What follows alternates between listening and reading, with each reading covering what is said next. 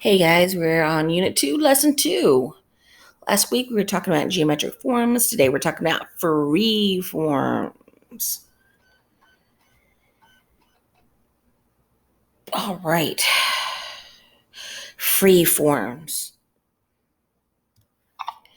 So Lesson 2 introduces free form forms. Now, last in Unit 1 we were learning about shapes, right?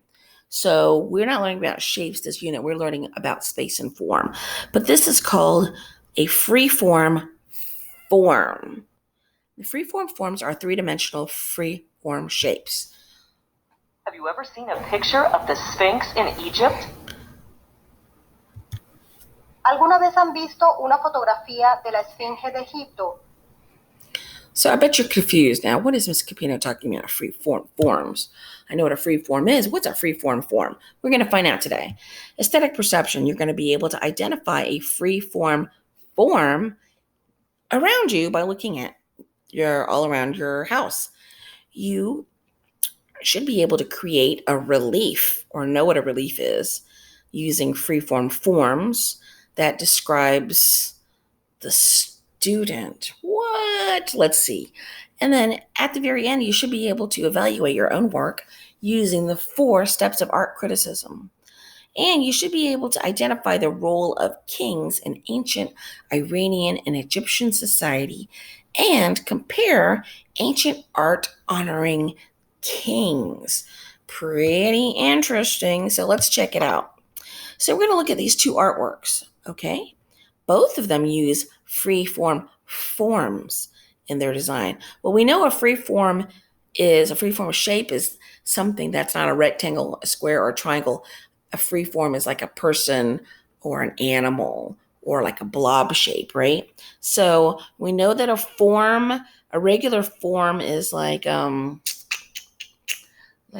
cube, a sphere, a pyramid, a rectangular prism. We might talk about that later. Okay, so both of these artworks use a freeform form, which is like a 3D shape, but it's not a geometric shape. Okay, so they use freeform forms in their designs.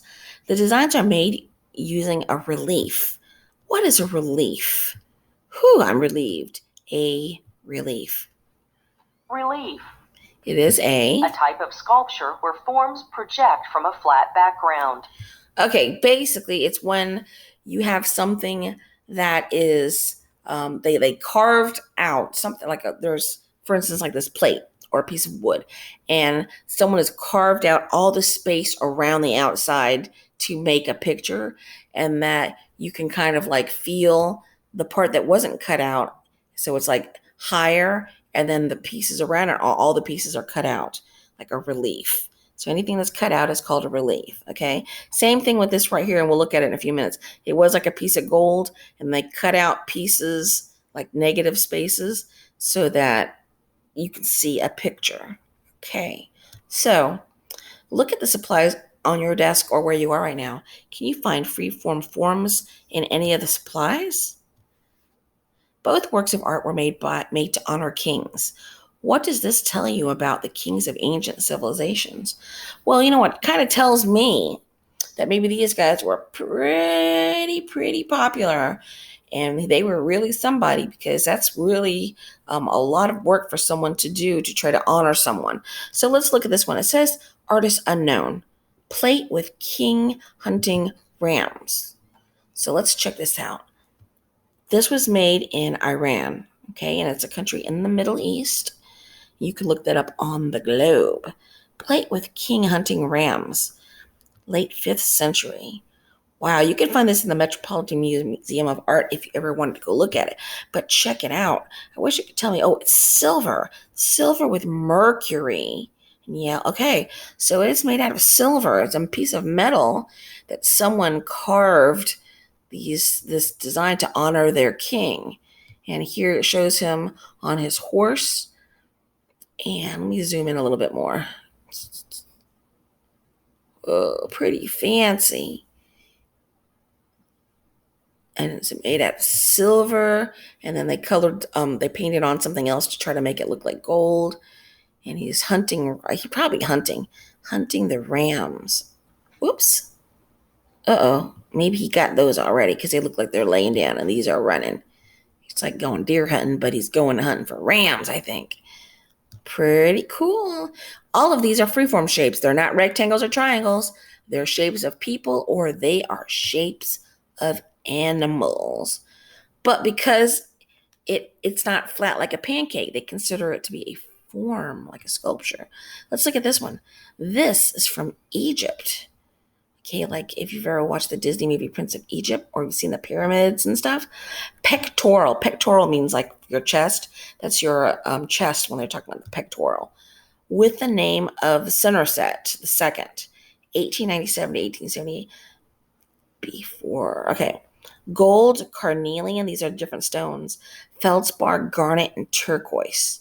So if you look closely, this is a free-form form. It's not flat like a pancake because you could take it and pick it up and turn it around, and you can look at it up close. And the back is probably painted also because these beads are not flat and you can actually wear it. So this is a free-form form. This is Hathor, their falcon, which is considered sacred to them. Then here's a scarab beetle. So it's like a piece of jewelry. And then there's a little god right here. And it's made out of gold. And they also inlaid like a piece of jewelry, took these pieces of stone, semi-precious stones like turquoise, and they took them and they hammered them and they kind of glued them into the gold and made all these little different colors. Are not painted. They are different stones that are inlaid like a ring, but a necklace. And then all these different things right here, if you look closely, you can see these are different types of stones that they took out and polished them and put them on there and made a piece of jewelry. Not fake or plastic. This is the real deal. That's pretty cool. Pretty cool, and it's probably very expensive and in a museum right now. So this was made to honor a king. Okay, so I guess the pharaoh, his name was Senusret the second. Love it. Study the two works of art and to look for free forms. Oops, I think I gave it away already. What free forms are the most noticeable? So we said in this one, the horse and the ram, because remember we said free form shapes could be animals and people. And then the falcon and the Egyptian deity is like their king or their god. Okay, it means like a deity is like someone really, like a special god. And they had lots of them in Egypt. They are the most noticeable on the pectoral. We talked about that already. I didn't give you a chance to guess. I gave you the answer. What shapes do you think match these forms? Okay, so because they are not geometric forms, but the most important thing is that you know that the shapes are 2D and they're not flat like a pancake. I know I say that over and over again, flat like a pancake. And the forms, remember, are 3D. Okay? Do you see any geometric forms? I shouldn't say forms, I should say geometric. Do I see any? The quill. What is a quill? The quill is a box, and the crown contains a sphere. On the pectoral, the bottom is a box where several spheres. What? Let's look. We'll zoom in. Okay. So it says, I guess there's some kind of, see how there's circles here. Okay.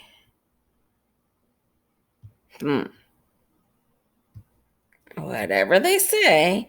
I do see circles on here. Okay. So there's a geometric form, circles, and the beads. Okay. Dun, dun, dun. Let's look and see what a free form is. A free form also is three-dimensional. It looks like a free-form shape. Free-form forms do not have set shapes. Artists use free-form forms to show things like trees and abstract objects in sculptures. Here's like a tree trunk. It's not flat. It's not a geometric shape. It is 3D and we can walk around it. So it is a free-form form.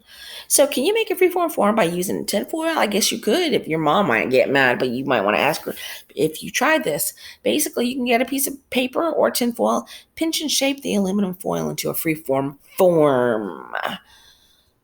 Does your form look the same as it does your classmates? I don't know.